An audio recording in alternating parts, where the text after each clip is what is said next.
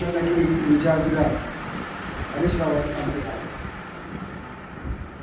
హరీష్ రావు గారు అక్కడ ప్రజలకి అనేక హామీలు ఇస్తాడు.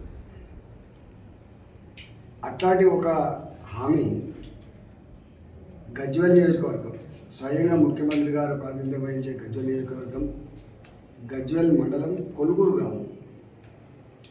మీరు డబుల్ బెడ్రూమ్లు మీ జాగాల్లో కట్టిస్తా, మీ పాత ఇల్లు కూలగొట్టిస్తా, ఈ గ్రామం ఏకగ్రీవంగా మాకే ఓట్లు వేయాలి, ఏ ఇతర పార్టీలకు ఓట్లు వేయద్దు, టీఆర్ఎస్ పార్టీకి మాత్రమే ఓట్లు వేయాలని చెప్తే నమ్మిన కొలుగూరు ప్రజలు ఇల్లు కూలగొట్టుకున్నారు.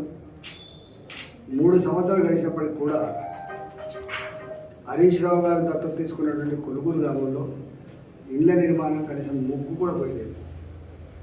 కానీ ఆయన మాత్రం ఇతర నియోజకవర్గాలకు వచ్చి, హుజరాబాద్కి వచ్చి, దుబ్బాకకు వచ్చి, ఇక్కడ ఖమ్మం జిల్లాలో ఖమ్మం జిల్లాలో నియోజకవర్గానికి వచ్చి, కొడంగల్ నియోజకవర్గానికి వచ్చి, నేనే ఎమ్మెల్యేని ఇక్కడ అని చెప్పి చిక్కలేసి ప్రజానికాన్ని మోసం చేయడం అనేది మీకు వెన్నతో పెట్టిన విద్య. నేను ఒకటే హరీష్ రావు గారిని డిమాండ్ చేస్తున్నా, కూట్లే రాయి తీయలేడు, ఇంట్లో రాయి తీసినట్టుగా నువ్వు అడాప్ట్ చేసుకున్న ఊళ్ళల్లో, నువ్వు ఎన్నికల్లో హామీలు ఇచ్చిన ఊళ్ళల్లో పనిచేయడం చేత కాదు. కానీ మళ్ళీ హుజరాబాద్కి వచ్చి నువ్వు ఇట్లాంటి హామీలు ఇచ్చి ఎన్నికలు అయిపోయిన తర్వాత కొడంగల్ ప్రజలకు ఏ గతి పట్టిందో, దుబ్బాక ప్రజలకు ఏ గతి పట్టిందో రేపు హుజరాబాద్ కూడా గది పట్టిద్దామని చెప్పి ప్రయత్నం చేస్తున్నావు. కానీ నీ మోసం మాటలు హుజరాబాద్ ప్రజలు నమ్మడానికి సిద్ధంగా లేరు.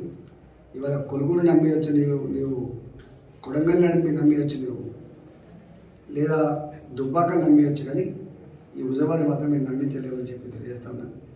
యావత్ తెలంగాణ ప్రజలారా, ఇట్లాంటి వాళ్ళ మాటలు నమ్మి మీరు మోసపోకండి. మోసపోతే మనం కోసపడతాం కాబట్టి అర్థం చేసుకోమని చెప్పి నేను కోరుతా ఉన్నా.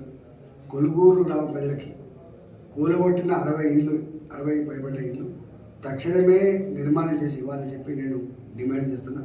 లేకపోతే వాళ్ళు మొత్తం ఎక్కడ పడితే అక్కడ తిరిగి నీ వాళ్ళకేమైందో, నీ పని విధానం ఏందో తప్పకుండా తెలంగాణ సమాజానికి తేల్చి చెప్తారని చెప్పి చేస్తాను.